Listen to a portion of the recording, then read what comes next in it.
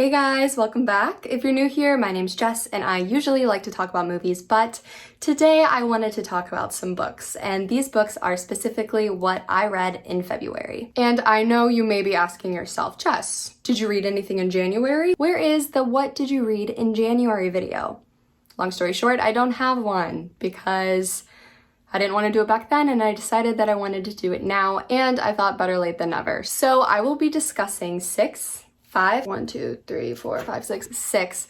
that I read in February and that I want to discuss with you guys. I've tried to keep a Goodreads, and to be completely honest, I can't keep up with it. I would much rather discuss verbally what I think about something, and that's why I like to do movie reviews as well. So if you're new around here, please check those out. I'll continue to do some book videos, but I really love horror movies and I would really like if you subscribed. I will be rating all of these books on a star scale, and I will tell you what my favorite read was this month. I have one specifically in mind that I think is just outstanding. So without further ado, let's get into it.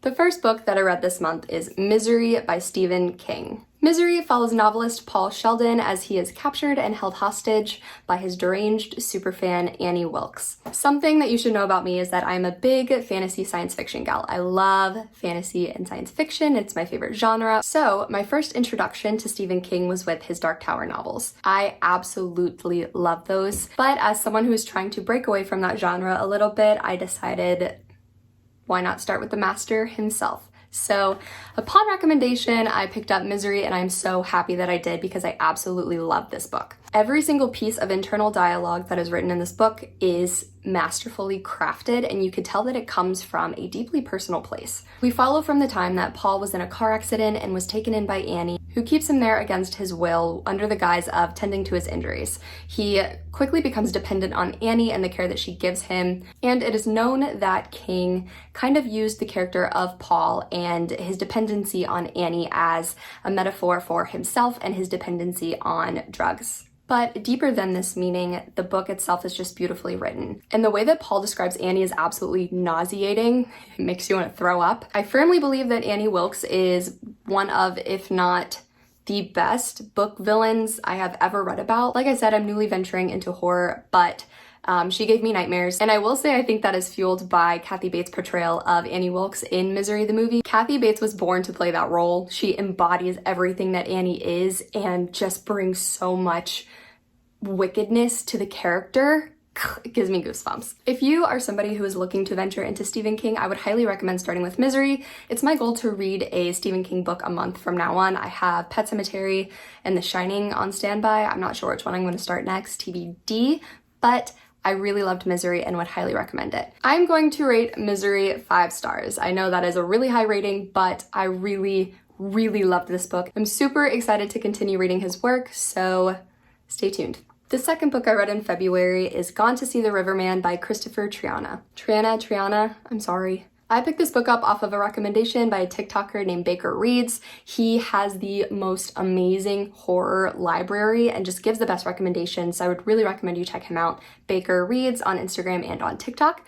But I'm so happy that I decided out of all of his recommendations, this is the one that I started with. This book is brutal. If I think a book deserves a trigger warning, I'll put that at the beginning of each section. Look up the trigger warnings before you read this book. Gone to See the Riverman follows Lori, who is a self-confessed serial killer fanatic. And more specifically, she is connected to the serial killer named Edmund, who is very notorious for killing women. She starts writing him letters and he responds, which leads to Edmund asking her to do a favor for him, which is finding this key and delivering it to the Riverman. Lori is the primary caregiver of her handicapped sister Abby, and she has to bring her along for the journey. And I don't think this is a spoiler. It's not spoiler, but I have never hated a main character as much as I hate this main character. And it is definitely attributed to the way that Christopher wrote this character. His writing is fantastic. It is an excellent mix of all types of horror, to be completely honest. The ending is pretty brutal, but if you have the stomach for this, I would really recommend it. I'm gonna give Gone to See the Riverman 4 stars. I have never read a book like this before in my life, and I really appreciated the thought and effort he put into writing these characters. It's an incredibly unique storyline, and if you have the stomach for this, I would highly recommend you check it out. The third book that I read this month that is also a recommendation from Baker Reads is Pretty Girls by Karen Slaughter. Trigger warning. Please Look up the trigger warnings before you read this book. I lent it to a friend who I thought would like it, and she read a few chapters and gave it right back. Your mental health is way more important than a book.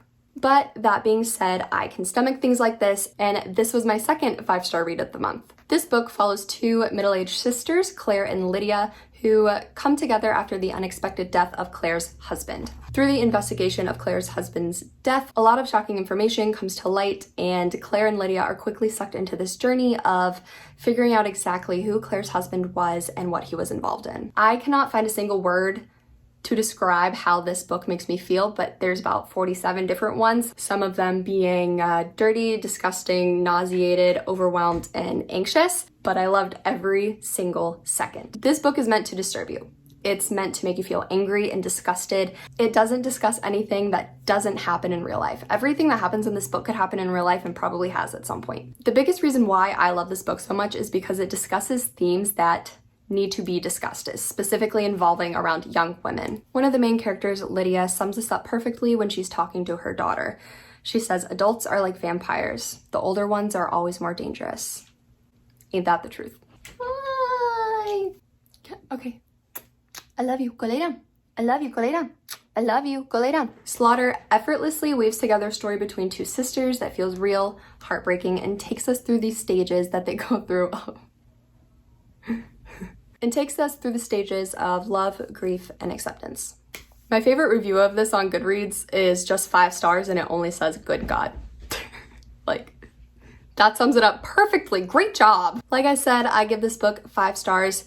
Please proceed with caution, but if you can handle it, please check it out. The fourth book that I read this month is And Then There Were None by Agatha Christie. This is a reread for me. I first read it in high school and remembered absolutely loving it, but I lost that copy and decided to pick it up again and give it another read, and I'm so happy that I did.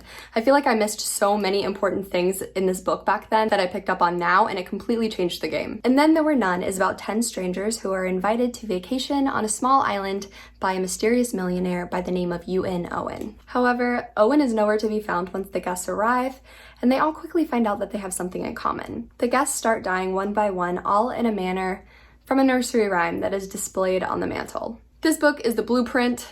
I don't know what else I need to say. Agatha Christie is probably the best mystery writer to have ever lived. What Christie so effortlessly achieves with this is the mystery that remains throughout the book. Whenever it is revealed who is behind this in the end, it just sweeps you off your feet. You don't see it coming. I don't think Agatha Christie even saw it coming while she was writing this. The whole part of the deaths relating to the nursery rhyme is so cool, and I wish we saw more of this in writing. Again, this is another 5-star read. If you are a fan of mystery thrillers, but you have not yet read anything by Agatha Christie, please check it out. The 5th book that I read this month goes back to fantasy, and that is Crescent City, A House of Sky and Breath.